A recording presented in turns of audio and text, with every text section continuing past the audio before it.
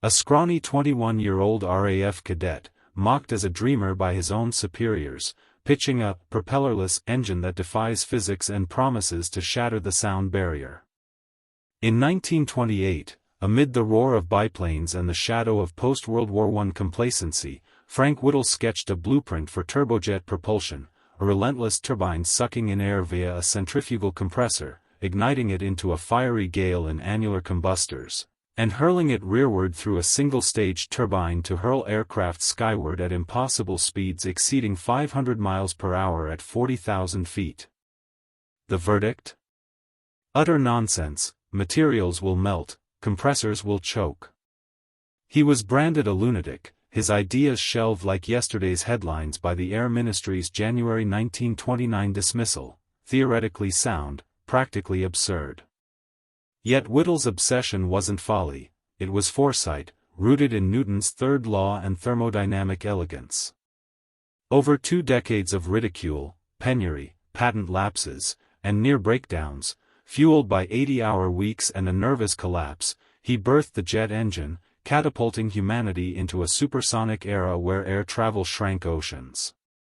Buckle up, this tale of grit and genius culminates in a twist. A clandestine Teutonic twin nearly stole the skies, igniting a shadow race that teetered on rewriting World War II.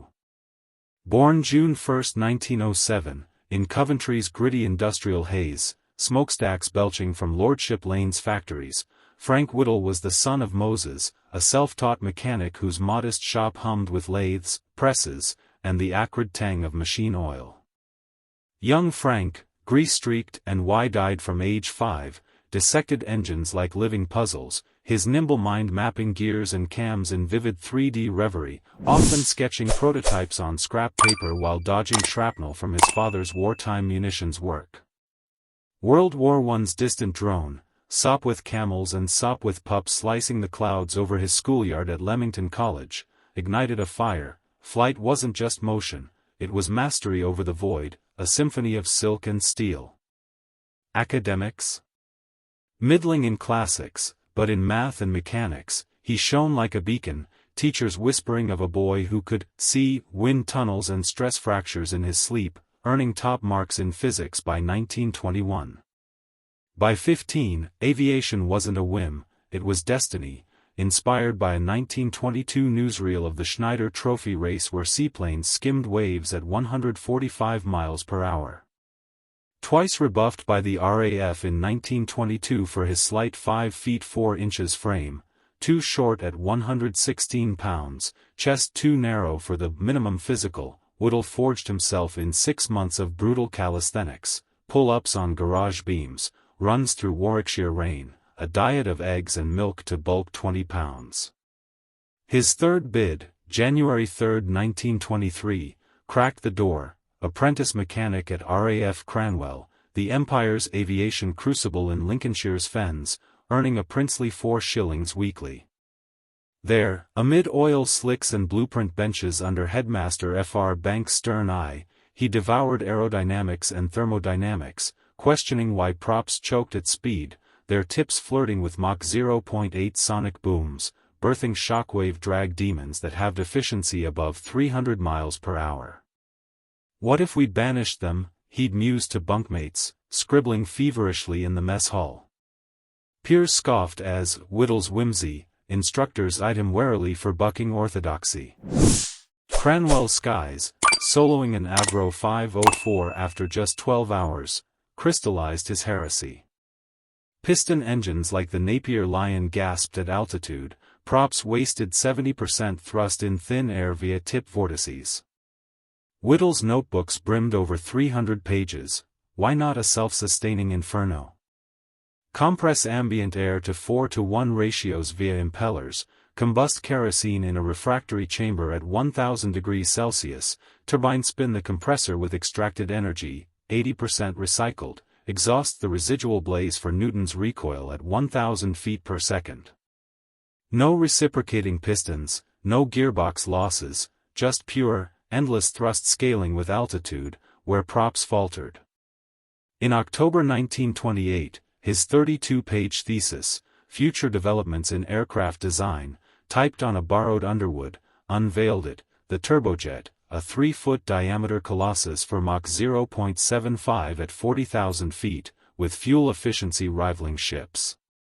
Instructors like Wing Commander R.N. Liptrot nodded theoretically, intriguing ramjet hybrid. Skeptics like Professor A. Griffith sneered practically, turbine blades would warp like butter. The Air Ministry's January 1929 verdict, after Whitehall's puffery, intriguing, but unfeasible, metallurgy lags by decades, no funds in peacetime.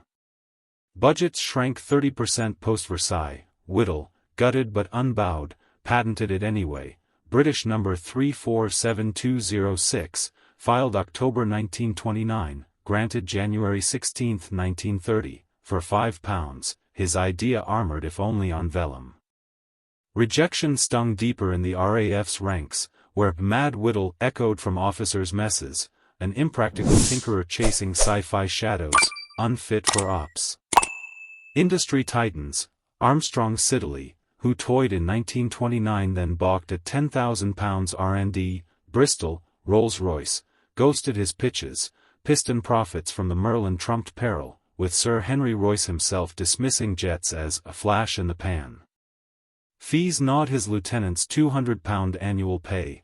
By August 1935, amid Cambridge tuition, the patent lapsed unpaid, a bitter mercy thrusting his blueprint into public domain, ripe for rivals. Yet exile to Cambridge's Peterhouse, October 1932 to 1936, on a rare RAF scholarship under Professor B. Hopkinson, honed his blade. 200-page undergrad thesis demolished doubters with cycle efficiencies proving 2x piston power to weight, forecasting jet supremacy in fuel SIP, 0.5 lb/hphr, and altitude grace. Professors probed, mnemonic alloys? 40-to-1 compressor ratios? Whittle countered in seminars, innovation bridges gaps, scale solves stresses. But theory built no thunder, he moonlighted as a bus conductor for £2 weekly. Fortune flickered in 1935, RAF alumni Ralph Dudley Williams, a barrister, and J. Pat Midwood, a solicitor, visionary sand slide rules, hailed him genius after dissecting his thesis over pints at the Eagle pub, not Madman, but Merlin. Financier Lancelot Law White, an Oxford Don scouting disruptors, followed, fronting £500 seed cash after January 1936 teas at the Ritz, dazzled by Whittle's blackboard demos of Brayton cycles. January 27, 1936, Power Jets Ltd. Born in a tiny Rowland House flat, Whittle chief engineer, 10% stake, a shoestring forge for his Phoenix with 3 drafters and a secretary. British Thomson Houston, BTH, in Rugby machined the beast for £2,000, double-entry centrifugal compressor, axial intake via 18 vanes, radial fury to 4:1 pressure, 9 annular combustors for even 900 degrees Celsius blaze with Radford burners, single-stage turbine in mnemonic 75 blades, cast at Wigan's Hereford foundry. 1936 to 1937, nights blurred into 18-hour marathons, funds teetered on £50 overdrafts, health frayed with ulcers from chain-smoked woodbines. April 12, 1937, 7:45 p.m., BTH's shadowed bay, ignition. The WWII Whittle unit, whined alive, 2,000 revolutions per minute, then banshee roar as kerosene misted and lit. Combustion looped, 1,200 CFM air in, fire out at 1,100 feet per second, turbine whirring compressor anew at 17,000 revolutions per minute design. Ecstasy. Instruments danced, 350 lbf thrust, 18% efficiency. Then apocalypse, faulty governor unleashed runaway feedback, higher RPM begot hotter burn, begot faster spin, to 13,500 revolutions per minute, rig shuddered like Hiroshima's quake, blades glowing cherry red. Fuel starved, it wheezed to halt amid acrid smoke. Blades warped 0.1 inches, bearings fused, but alive, no explosion. Whittle, drained to collapse, diagnosed nervous breakdown May 1937, bedridden 6 weeks on doctor's orders, wept in the debris, proof in the plume, she breathes. Mad, no more, the aeroplane whispered wonder, Air Ministries may contract trickled £5,000. Refinement raged like a forge, hook pattern governors tamed feedback with flyball sensors, combustors stabilized via perforated liners, alloys hardened with 80% nickel. July 1937 tests hummed controlled at 16,500 revolutions per minute, 1938's iterations, WWII with straightener vanes, clocked 100+ bench hours, efficiencies climbing to 22%. Air Ministries November £10,000 contract. Meager milestone, but momentum amid Munich's drums. Unbeknownst, a doppelganger brewed, Germany's Hans von Ohain, Göttingen Ph.D. turned Heinkel Wunderkind, patented his axial turbojet, number 1,648,560, June 27, 1936, Whittle's lapsed idea via thermodynamics inevitability, unaware till 1941 POW chats.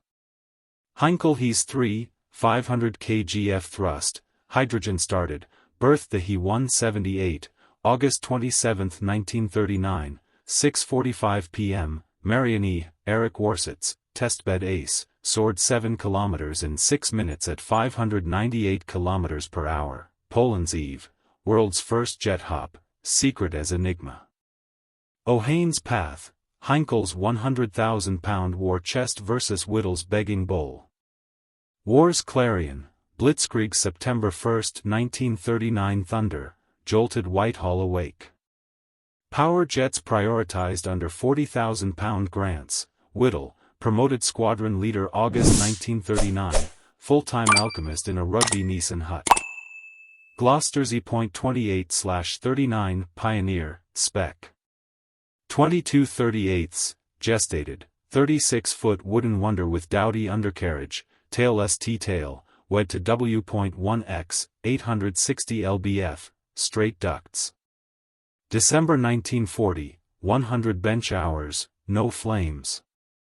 April 1941 taxi hops by P.E.G. Jerry Sayer, Gloucester's chief test pilot, ex-Hawker Hurricane Ace, buzzed Cranwell at 100 miles per hour, jet wine turning heads. May 15, 7:40 p.m., balmy Lincolnshire dusk, Sayer throttled up on grass runway 03.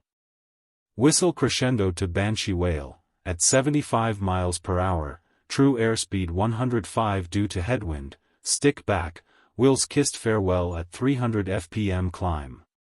17 minutes aloft, low circuit at 500 feet, gentle banks testing ailerons, no prop torque yaw, instant throttle snap like a sports car, Sayer radioed, satisfactory beyond dreams, vibration nil, visibility superb. Whittle, binoculars trembling from a hangar foxhole, lest mishap scar his miracle, teared up as the silver dart wheeled, I was very tense, not for the engine, but the unknown.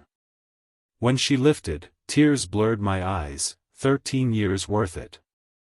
Speeds hit 370 miles per hour in dives, data poured, 4,000 fpm climb, stall at 80 miles per hour clean. Urgency exploded like napalm. Churchill, briefed June 1941 via Lindemann, greenlit £100,000, Meteor F.9/40 spec issued July 5, twin Welland jets, for 20mm Hispano cannons. W.2, 1,600 lbf, reverse flow combustors, iterated amid Rover's IP skirmishes, 1942 handover, designs, dumbed for factories. Stanley Hooker's Rolls-Royce swoop, April 1943, supercharger savant turning turbines, streamlined, Derwent engines forged in crew, efficiencies to 28%. Meteor prototype, DG-206, soared March 5, 1943, from Huckelcote, tweaks for Dutch roll stability via enlarged fins, but viable at 415 miles per hour. Germans?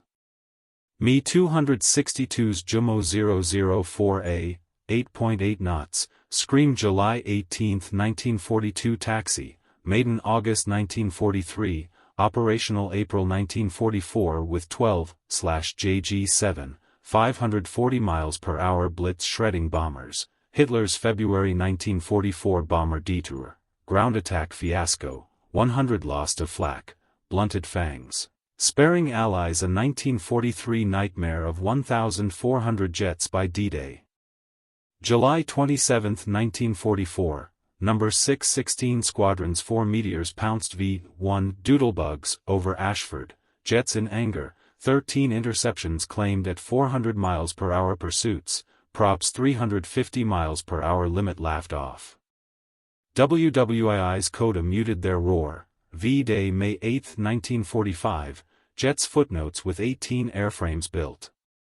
Whittle, Air Commodore, 1943, CBE, 1944 New Year's, knighted KBE, 1948, yet £10,000 pittance galled, a pauper's prize for £1 billion post-war wings, royalties nil post-lapse. Post-war, jets colonized commerce, de Havilland Comet GLYP, May 2, 1952, London-Johannesburg in 6.5 hours at 32,000 feet, 480 miles per hour, globe shrinking till metal fatigue grounded the fleet, 1954 Comet I crashes. U.S. licensees, GE via 1941 Tizard mission blueprints, Pratt & Whitney J-48, eclipsed, by 1950, thrusts X-10 to 5,000 lbf, 1960s, high bypass fans, RB-211, 1970, sipped 30% less, 1976 Concorde boomed Mach 2.04 Paris New York in 3 hours. Whittle, RAF weary, January 1948 exit, health wrecked by hypertension and 20-year stress, consulted BOAC on turbine transports, 1948 to 1952, then Shell's oil jet hybrids, 1953 to 1976. 1942 Secret Lynn, Massachusetts sojourn, 6 weeks at GE Forging IA, 2,000 lbf, with Colonel Don Putt, seated America's P-59 Aerocomet, October 1, 1942 maiden, underpowered at 413 miles per hour.